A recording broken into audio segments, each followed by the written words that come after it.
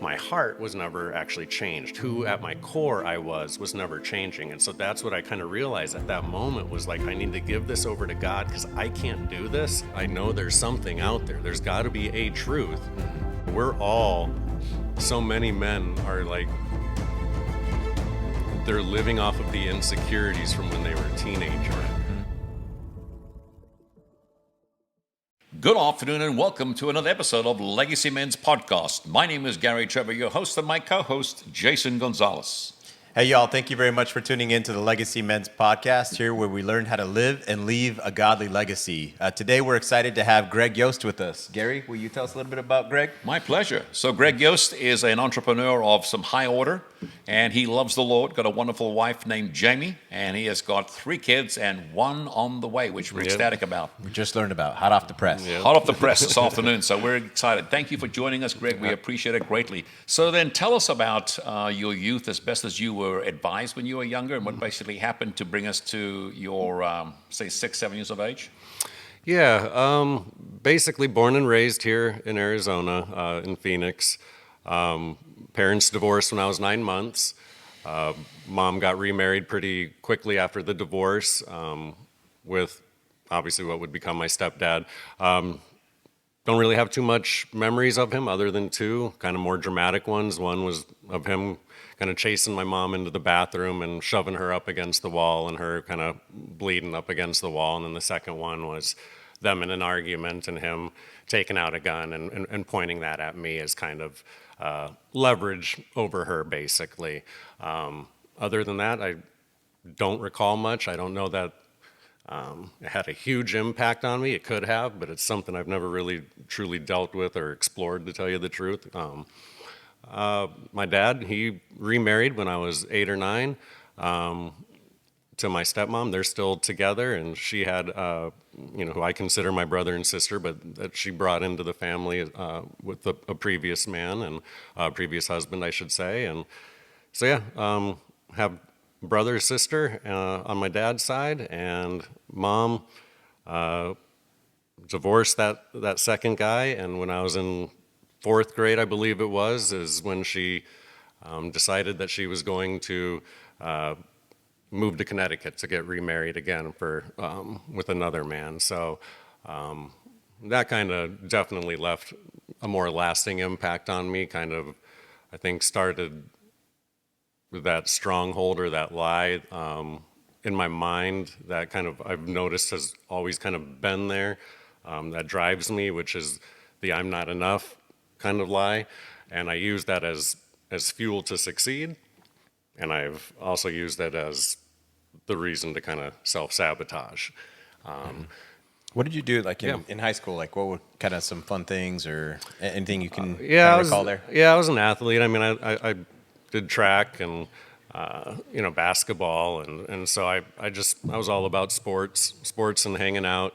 I was actually pretty straight edge, didn't do many bad things. I'd go to the parties and all of that. I just didn't engage in the drinking. I didn't do all of that stuff. Me and a few guys just didn't. We could be around it, and we, for whatever reason, were very strong in our, I don't know if I would even say if it was my faith, just more in convictions of we're not going to do this. We're not going to be like everybody else. And cool. Then, yeah, when I was 18, after I graduated high school, it became a whole new story. We do, yeah. Same here. I did a lot. I grew up in Albuquerque, New Mexico, so we didn't have much to do, so we did have a lot of drinking going on. Track that back. So they're in high school. Like, what did faith look like in the household, whether it be at your mom's house or your dad's house? Well, it was non-existent at my mom's, and my dad's. It really wasn't, I would say. I grew up, my whole family grew up in a Lutheran household, but as far as church, but it wasn't something that was taken very seriously at my home. It was just something that throughout my teenage years, I always kind of believed in God or something, a higher power, but I was already at 14, 15, 16, starting to question, Christianity and, is this really just a big cult and nobody even seems to really be into this and truly acting the way, so I started to look at Christianity as a lot of different religions of just a form of control, so I didn't necessarily, my faith in Christianity was almost non-existent, I would say, but my belief in God was always there. Now in high school, a few of those good friends that I was tight with, they actually went to a church, Mountain Park Community in Ahwatukee, and they asked me if I wanted to come to like a youth group during the week. It was called Hot Church, and or Face to Face, excuse me, and yeah, so that kind of actually was just really cool, and I think built a foundation that I later was able to go back to. I didn't realize it at the time. I thought it was just kind of, I was really there to just hang out with the friends, to tell you the truth. Yeah. And It's so kind of like a youth night type Yeah. thing or something like that, yeah, right? and we all just played basketball, and really it was like just, it wasn't even a big youth night for the whole church's youth. It was like 10 of us that were all kind of athletes, like Christian athletes, and so we met with the youth pastor every Wednesday, and he'd have us over at his house, or we'd go somewhere to have dinner or something like that. And Cool. people were able to open up and be vulnerable in ways that you would never do at school or even at like hanging out at each other's house, because the pastor would kind of lead it to more deeper subjects. And so people would talk about abuse and different things that we had no idea, lifelong friends together, and we had no idea that people were going through that stuff. And I'm not too familiar with the Lutheran church, but I'm going to assume, like, I grew up in like a Methodist, Baptist type churches who are a little bit more structure and a little bit more like. So, well, Mountain Park is actually a community. It's non-denominational, like Cornerstone. Okay, so cool. I grew up as like elementary in a Lutheran church. That was kind of like my foundation, so to speak. But by middle school, I was no longer going there. My dad wasn't taking me. There was no church. There was no church again for me until like, again, my junior year of high school, going to just really to hang out with friends. It wasn't even to seek the Lord out. It was just, I'm just trying to hang out and have some breakfast afterwards, you know? And I'd love to circle back to that church, because like you said, it kind of planted a seed. So it was really cool. Yeah. The thing you still struggled with was insecurity, because you felt like you were a second fiddle versus the first fiddle, for lack of a better word. How did that work out for you? How did you deal with that, I should say more correctly, as you came into your 18 to 23 years of age? Yeah, so I kind of had, like, in a weird way, two simultaneous paths going on in my life at the same time. One of which I've always believed in a higher truth, and I've always felt that there was a truth out there. I think when we've talked before, I brought up, people will talk about faith or religions in general, in a way of like many paths lead to the same one, or, oh, that's your truth. You can have your truth. I can have my truth. And that just intellectually doesn't make sense to me. To me, there has to be a truth. We can't all have our own individual truth when it comes to actual reality. It's kind of like a car accident. We always hear, oh, well, 4 people will describe a car accident 4 different ways based on their perspective and based on their filters and this, that, the other. And that's true. That's 100% true. But at the end of the day, there is a reality of what occurred with that accident. Right. It doesn't matter what those 4 say. I mean, it does filing a police report, but in reality terms, the accident happened a certain way. And all 4 of those people could be wrong. Or 1 could be right, and 3 could be wrong, or vice versa, And so that was kind of, for me, in my 20s, was really always seeking what that truth is. So I dabbled in everything from Buddhism to Hinduism to New Age to occult to dark stuff to you name it. I just was like, I know there's something out there. There's got to be a truth. The other path I was on was I was extremely self-destructive. So I was just always on drugs, drunk, or going after random women for just random sex. And so that's actually what occupied most of my time. It was when I was idle, when I was drunk by myself, if I was high by myself, if I didn't have a girl that I was pursuing, when I was home by myself, that's when I would start thinking about all of these other things. I would actually start, as weird as it sounds, I'd be reading business books and all this. So I had I'd be destroying myself psychologically, emotionally, physically, and all of that. But at the same time, knowing that there's this better life that's out there, there's this truth that's out there. I just wasn't living it, not Yeah. even close to it. There's so many listeners that just need to hear this out, just because, I mean, you may be in your mess, you may have been in your mess, or you're going to be in a mess. And no matter what, God is still working Amen. in those different angles, yeah. right? Amen. And what you're going through or growing through. And what's interesting is that God had placed you at Barnes and Noble. That's where you were working. Yeah. To have all of these resources available to you to go basically through this battle, this intellectual, battle of like, where is this truth? Yeah. Right. And he put a guy in your life. Yeah. He put a spiritual warrior in your life, Patrick. Yeah, and that's who I give all credit to for turning my life, towards Christ. Again, I got a job at Barnes and Noble, barely over minimum wage, and I was at that job for 10 years. I didn't start until I was like 23. So like, I'm making barely minimum wage at a job that can be replaced by a 16-year-old like that. So that shows you where my mentality was. I only wanted a job to pay for my lifestyle of partying, of going nowhere, basically. That was my concern.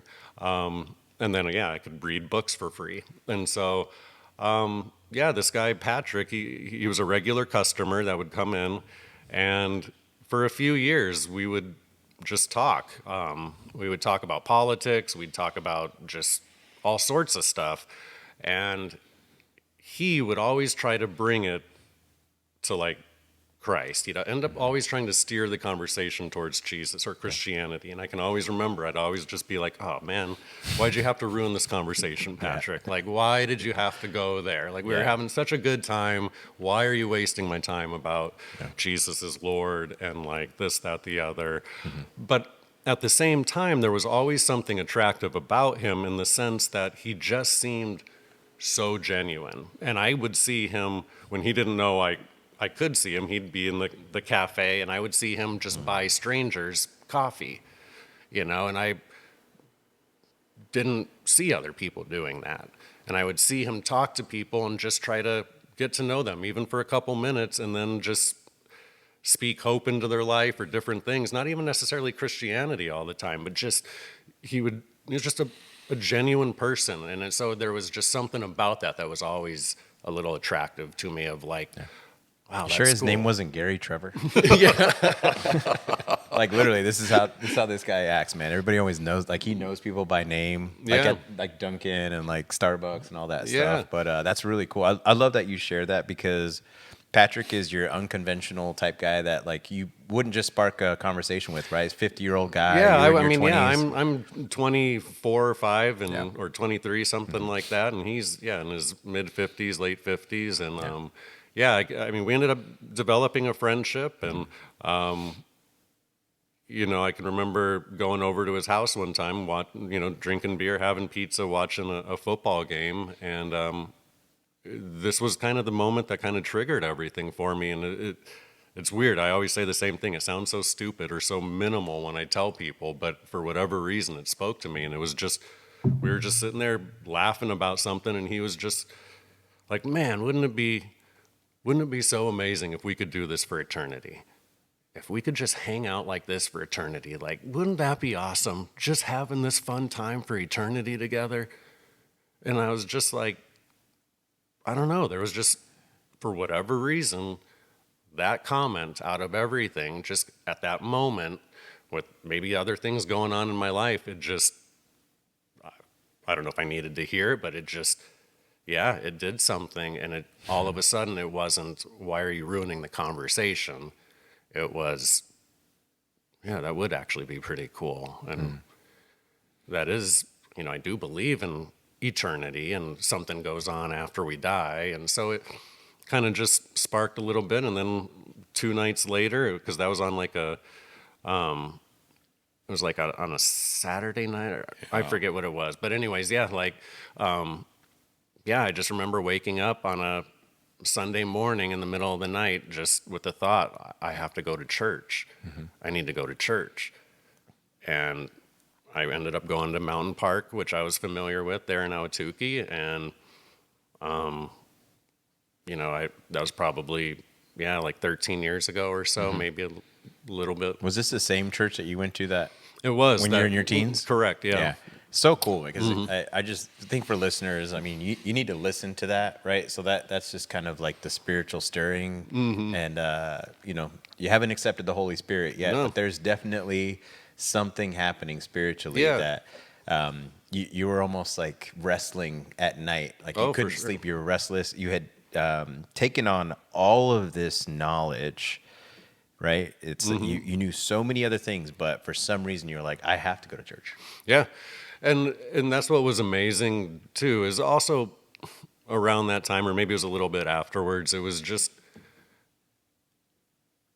because I'm into politics and culture and this, that, the other, whatever you want to say about that. But like, I just always found it interesting that Christianity seemed to be the religion that was always kind of being poo-pooed. And there was, you were looked down on if you're an anti-Semite. You were looked down on if you talked against any other religion. But if you talked against Christianity, there just seemed to be almost like, let's join in on the fun and laugh. And for me, with the way I've always been someone that kind of questions authority, and so I just always was like, why is that? Why does the media, why does movies, TV, why does so much just kind of like, it's not okay to be Christian? It just kind of sparked something in me. So that was awesome. There was just a lot of little things at play, but yeah, that was, Patrick was the main thing, and I ended up going to church and really hardly miss it ever in the last 13 years. Probably could count on two hands. And those first few years though, it was not me just giving my life over to God. Like, it was a true wrestling with, can I really accept this? Like, that's how I honestly looked at it. I mean, I can remember being in the auditorium at Cornerstone, because I was at Mountain Park for a year or two, and I ended up seeing all these stickers on the back of cars for Cornerstone, and so I'm like, all right, I'm gonna check this church out too. Yeah, And but tell us about the first time you came in the condition you were when you first came to Cornerstone. That just oh blew me yeah, away. I'd been going to church already for at Mountain Park for a year or two, but my life, like I said, I did not accept everything. I just enjoyed the feeling of it, of, hey, I'm actually around positive people. I'm hearing good music. I leave, I've got this kind of energy and happiness about me, but then I'd go right back to my destructive behaviors. And that lasted my first few years of church. And I would walk into church completely stoned. I'd smoke one or two blunts and then go walking into church, and sit in the back row by myself. And I was doing that, and so I just thought it was like the misters. You know what I mean? I thought the worship team, you know what I mean? Like in the green room or whatever. I'm like, man, they're having extra fun today. It was Greg. It was. I was having a lot of fun. But yeah, so, which I know when we've talked, it's a testimony to like God meets you where you're at, Amen. because Amen, yeah. I was in no way, some church person. I was going in there looking for reasons not to believe, in all honesty. I mean, it's a weird thing because I just had such a psychological thing about, I don't want to just buy in to another man-made religion. Like, I don't want to do that. Like, for me, at my core, for whatever reason, that would be an insult to my intelligence. Of like, I'm not going to just take somebody else's word for something. And then, I would look at what I thought, which were, hypocrisies in like, just different things going on, scandals in church. And so there was a lot of roadblocks to me truly giving my heart and mind. And truly, it was me giving my mind to God after a few years before I actually even gave my heart. And like,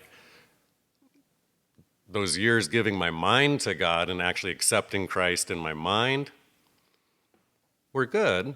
don't get me wrong, and I could see changes in my life, but like the real changes in my life didn't occur until I actually gave my heart to God in a completely, really broken state because of my desperation with me and my wife at the time. Yeah, let's talk through that. So, Yeah. what did home look like? Because at this time, I think you had already had your first child.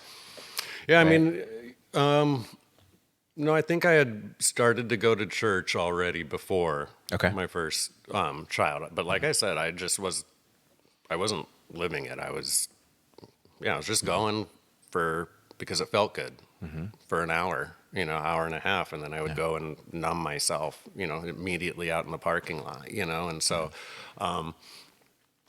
but yeah, no, I met my wife at Barnes and Noble when I was like 25, 26, somewhere in there. She's a few years younger than me. And we were, the first year it was good, like you kind of have that passion and this, that, the other, and getting to know each other and all of that. But after the first year, I was always living a lie to her. She knew I had had like issues with drinking and women and drugs before, but I had led her to believe that I had all of that completely behind me, and in reality, I didn't. And so I was always living kind of a second life. I would say, oh, I'm going to school, and I would go to school, but then I would go and do stuff afterwards. And so I never gave her time. I never gave her any energy. And like, yeah, I was giving that to everybody else but her. And after a couple years of that, she kind of started to do her own thing as well. And we were both just, ended up just growing apart, and not just growing apart, but getting to the point to where we pretty much kind of, I would almost say despised each other in a way. Both sides of our, we're living together, we're not married, so anyways, but yeah, we were just living completely separate lives. And You said this was really good because I'm married, and even still to this day, I'll just be real about it. These are some of the things that come back in that are just part of the flesh. You're counting the other person's violations and ignoring your own. oh yeah, That's powerful stuff. So right there. It's like you're like handing out like speeding Yeah. tickets and traffic tickets, For and you're sure. like, you did this, you did that, like, but yourself, you're not pulling yeah. yourself over. And that's what I would do, when we finally had stopped living double lives with each other, and we're actually just being more upfront and being honest, and weren't going off to the side with other people and all of that. We had done so much damage to each other and so many violations in every which way that, like, I'm sure she had the same thoughts I did. But, for me, it was for years after that. Is a lot of insecurities of what am I doing? Like, we have no foundation. Why am I wasting my time here? And just kind of, and I would just always look at her violations and ignore mine. And once I was able to finally be honest with myself and realize, like, no, actually, I started everything, and like, I was leading our relationship, but in a very destructive way. And like, it was just, but it took years of me being a victim and lying to myself that she was the bad person, she caused everything, and ignoring all of mine, like I'm just this innocent guy in the whole thing, and like, woe is me. And it wasn't until I had to like face, I lied to myself. I would literally not even acknowledge my stuff that I did. I lied to myself to the point where I was believing my own lies in my own head, of like, I've done nothing. I've done nothing to deserve this. Like, what a selfish whatever, and like, I can't believe that, and it was just. Yeah, there's so many men out there that are experiencing this like today, and you either have, you are, or you will experience this. Because I think one of the really cool things about you being transparent is that you started to change the course of, I've got all this intellectual property of how to be a successful salesperson or whatever it is, right? You got into sales, you started to make money, so then it was kind of like, what else are we going to blame this on, right? It's like, hey, like now I'm making money. You should be satisfied. You should be happy. But the relationship with your wife still wasn't there. And then you even mentioned some things that I think, a lot of men we naturally do, right? We just, okay, cool. Well, I'm just going to be a great father then. Yeah. Like, let me just focus on my kid. Let me ignore the violations that I'm, having with like in my marriage. And then my wife gets a little bit less of me, right? You just kind of lose focus on what's most important. Oh, yeah. And but one of the lies, go on. Yeah, so let's pick up from where you just said. That's very, very good. Because I want to get to the point where you and Layla, your eldest daughter, had built this huge Lego set. Yeah. That was a powerful thing. Yes. Kind of walk us through that, because that to me was kind of a meeting of Christ to sort of say, what's happening. So kind of walk us through that, because many of us have gone through that. And what Jay was saying was true for me. When we had our two kids, I was so in love with my daughter that I did ignore my son and my wife. So yes, it's true. Even in my own life, it's taken me time to get that fixed. But let's go back to when you and Layla had built this beautiful Lego set. And what happened from there? Yeah, well, leading up to that is because I was at my breaking point emotionally. I was so frustrated and just pissed of where me and my wife were, the state of our relationship. It was consuming my mind constantly. If I wasn't working, then that's where my thoughts were, and it was just frustration beyond belief. And so I was kind of at the moment of like, we probably do need to split. I never wanted to split my, at the time, my one child and Jamie up, but I was kind of so frustrated that I'd reached the point of fine, I'm okay with that potentially, and me and Jamie, by this moment, just I've turned around basically everything else in my life. I'm not doing drugs. I'm not doing any of this. So I've built up a successful business, but I've got this one thing that no matter what I do, I can't change it, and it's my relationship. Nothing is working.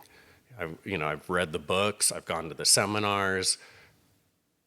I'm reading the Bible every day. I'm going to church for years at this point. But the relationship nothing is changing, and if anything, in my viewpoint, it's getting worse. And so, me and Jamie got into this big argument one time, and me and Layla, my oldest, we had built just tons of those huge Lego buildings, practically like a city, and had it on a table basically like this size. And it was up against the wall. Me and Jamie get in a big argument. I slam the door, and it vibrates the wall, and it was like a domino effect. It just, all of them ended up crashing down onto the floor. And it was literally the metaphor or symbol of what I was feeling inside. It was just, that's my freaking life. In a gazillion pieces on the floor. That's how I was feeling. And it was just like, this is it. This, my freaking life sucks. That's how I felt, and And what did you do after that? so after that, I hopped in the car and drove off and pulled to the side of the road and, basically kind of started yelling like, I'm done, I'm effing done, and was like punching the side, the passenger seat. And at that moment, that was actually when I finally, I would say in all honesty, probably actually gave my heart over to Jesus, because it was like I had given my mind over to him. I believed in Christ for years, but he was still not Lord of my life. I was still thinking I could, since I've changed all these other things, I could change my wife, and what's God gonna do with that? And but that was the moment where I was like, I'm done. And I was like, God, I'm giving this all to you. I'm giving this 60 days. And I know this isn't necessarily theological or shouldn't necessarily put God to the test, but I'm just going to be honest, that's what I did. I was like, I'm going to do 60 days of. But let me interject then. So you had gone to a seminar of a well-known speaker. Yeah. And so share with us, because I think that's very profound, because we only give limited time. I know Jason and I have talked about that. Well, I'll give you a week, I'll give you a day. So what did the speaker tell you guys, tell the audience when you were there? Yeah, well, it was basically, it was a relationship seminar, and somebody had stood up to ask, they were basically seeking permission to leave their wife. And the speaker was like, well, you can't. He kind of walked them through, how are you showing up in this area? How are you showing up in this area? Give a numerical value. And it was all 3s, 4s, 5s, and all that. And so he was like, well, you can't leave your wife because you haven't shown up as a 10. If you show up as a 10 in all these areas for 60, 90, 120 days, 3-4 months, by all means, whatever, go do it. This isn't a Christian seminar, it's just a relation. So the guy's like, then you can do it. You can give yourself the okay. So I kind of used that same type of thing. I was like, I'm no longer going to just try this stuff. Try to be patient for a week, and then when it doesn't work, because I've had 18 years of acting impatient and popping off with my anger and all of that at, the drop of a hat. Geez, it didn't all change. Jamie didn't change after 1 week. Then I'd just, well, that didn't work. So then I would try something else. Oh, that didn't work, and so everything was always just tactics. It was all just up here. My heart was never actually changed. Who at my core I was never changing. And so that's what I kind of realized at that moment was like, I need to give this over to God because I can't do this. But I also 100% believe that when you give something over to God, no matter what it is, you've still got a responsibility in it. You still have to act. Like, it's no longer like, God, just take this from me and restore my marriage and then continue to do everything that you've always done. That's one of the great, verse from the Bible is, it's something along, do not be a fool or something like that. God cannot be mocked. You reap what you sow. Yeah. And so just because you've said a prayer doesn't mean everything's going to work out. And so I took the whole 60-day thing. I'm like, okay, so I'm going to show up as a 10 the way the Bible that I'm reading about every day and live it, instead of just making it intellectual or a quick inspirational thing of like, oh yeah, that's true, I ought to try that. It was, no, I am that. Like, it's not trying. It's no longer, this is a cool theory. I ought to do this. Oh, I could see the value in that, but then never do it. It was finally like, I'm going to live it. And I think that's where a lot of us struggle is we're always like, well, how do I do this thing? But I know this isn't always the best answer but it's like, you just do it. You decide. And we do that with other areas of our life, whether they were bad habits or just a decision. I'm going to always be at work early. Okay, fine. Like, that's a decision. You could have all the reasons, all the bad habits before of why you can't show up early. But once you decide, however you get to that decision, whether you had to be yelled at from a boss, the threat of firing, whatever it is, or you just came up to it because you read a book, you have to make a decision and you actually have to act. And that is also what God, He creates us, what? To love Him, love others, but what? To do good works. Yeah. Our good works doesn't save us, but we were saved to do good works, and that's what was so attractive about like bringing it full circle to like Patrick was living it. This is Barnes and Noble Patrick, by Barnes the way. and Noble Patrick. For listeners, we have a Cornerstone Pastor Patrick McCullough as well. Shout out to him. And shout out to Pastor Scott Rogers, also at Cornerstone, and Pastor Lynn Winters, because those were also influences. I want to go back to this moment because I wrote this down in my notes. I think it's kind of funny. It was your angry moment with your daughter and your wife was your Lego let go moment, and then you driving is just such a great, just like a visual of what that looks like. And I've been there too. I mean, I've hit my dashboard before. Like, it's just so dumb what men do sometimes, where you're just angry and you're just kind of like, you want to be in control so bad and you're not. And so here you are driving, right? And then you relinquish your control to God, right? And then to your point, it's not like just all of a sudden you give God the steering wheel and it's like, that's it, I'm done. Like, I'm going to go sit in the back seat and God's going to take control. He's going to drive me in all of these green pastures and things are going to be good, right? It's like, it's still like you're in like that, what do you call it? The student learning car, right? Where there's like 2 steering wheels and like somebody else has got their foot on the brake and stuff.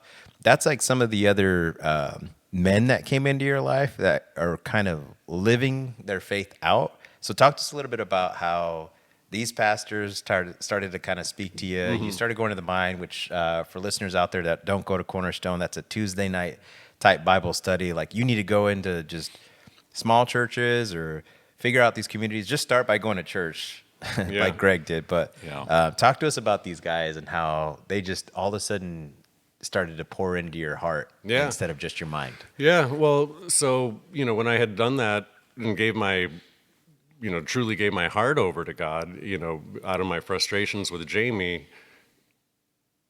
a few weeks later, she ended up asking if she, hey, do you want me to go to Cornerstone with you? And I was like, sure. I'd been asking This was her. after the driving moment? Now, 3 weeks. Yeah, within 2 or 3 weeks. That is insane. Now, I'm sure. Because she grew up Catholic, right? Correct, yeah, So, and that's what I was going to say. Yeah, like she came to church the first time. She's from traditional Catholic, family and upbringing, and so like she's like, what the heck is going? Jeans and collared shirt, hats, rock music, all that. She was like, this is what is going on here? the mist, Yeah, the worship mist. but they got a smoke machine here. Yeah, and it took a few weeks for her to get used to it. But Pat McCullough, one of the pastors that you just mentioned, he really spoke to her, and he really spoke to me too. He had such a unique style and way of preaching, but I give credit to him for kind of changing mine and Jamie's relationship, because the Bible came to life for her when she heard him preach. And, That's so cool. I don't know the exact timing, but I mean, it was months to within a year later, she's getting baptized. And Amen. And like, Awesome. Our whole relationship is slowly but surely, we're starting to build a foundation. We're having to start all the way over, like literally all the way over. Like when people, with that Bible verse of like, you don't want to build a house on a soft foundation or on sand, we weren't even built on sand. That's what I tell people. We had maybe quicksand, maybe dust.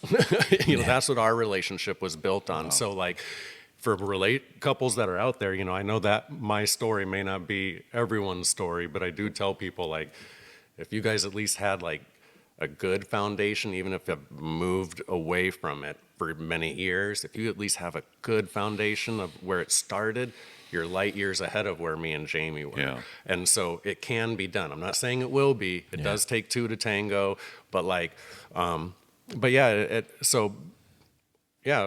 relationship ended up being restored, and like, she's just absolutely amazing. And what Pat also did for me was he was the guy that I wanted to be, if I was being perfectly honest. He was the man that I wanted to become. And at least from the outside, that's how I felt as a participant at church. It was, a big, strong, masculine guy, but had like a heart of gold, and like you could just tell it. You could just see it, and it was just the perfect combination to me of what I was looking for, of what I wanted to be, of like, again, just a heart of gold, somebody that people could feel they could come to, that his heart is for other people, but at the same time is like, I felt like he displayed to me like there's a line you can't cross, and so there was a strength there that like I felt I needed in my life, but also just is lacking in men, period. For a lot of men, I should say, of just like, of boundaries, strong boundaries of like, you do not cross me. That doesn't mean like, and so that was the picture I had of him. For Whether that was spiritual warfare, you would yeah. want to like have him jumping out of a For sure. plane, like you and Yeah. him, like parachute. Yeah. Like you trust him fighting that battle Yeah, for for you. sure. And I agree. I came and I was like, oh man, like that guy's probably a Marine because he was talking about like being around the San Diego area and Yeah. all that stuff. And he's like, no, but my dad or no, one of his sons, I think it is. Yeah. And but yeah, I agree with you, and I think it's cool for men to hear that out there too. It's not just about like having that just as like your shell, and then having a bunch of darkness inside. But some of these men, like whether it be Patrick, right, 50-year-old gentleman that just kind of was doing the right thing and displaying Christian behaviors, instead of destructive behaviors. We've talked a lot about that here today.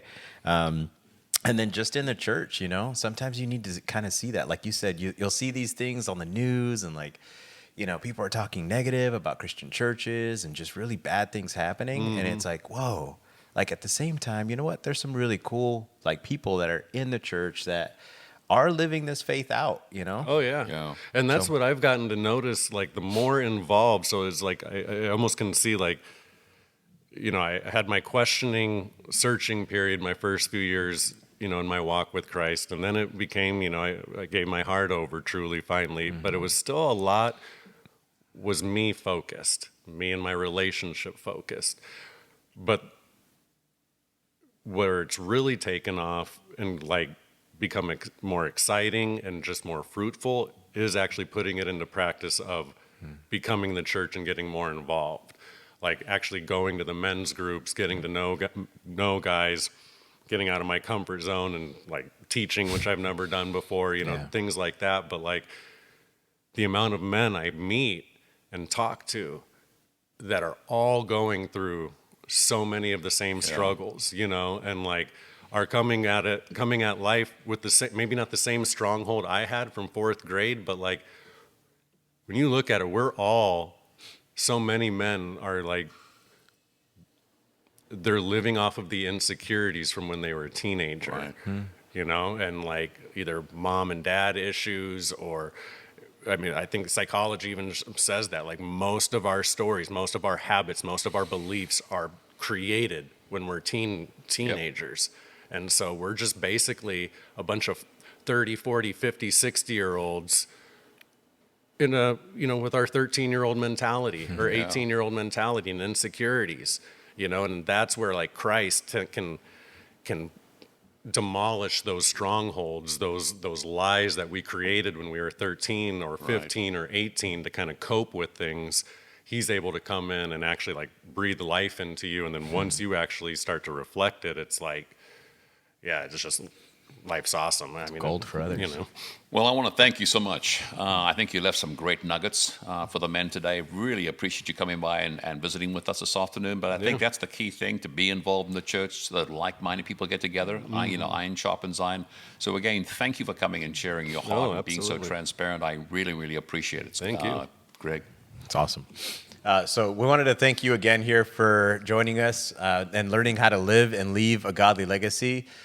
Here with the Legacy Men's Podcast. And I wanted to leave y'all with the thought of just that true masculinity of what Greg is describing. It comes in so many different forms. It's not just what you look like, but just, how those individuals act. And there's always somebody watching, just like Greg was saying about Patrick at Barnes & Noble, where, he didn't even know that he was watching him, but he was still seeing something different in him. So just be that individual that others can gravitate towards, learn something from, and along the ways be able to cherish their change in themselves. Thank you very much, Greg, for sharing with us and joining us here today. Absolutely. Thank you, Greg, so much. Appreciate it. Yep.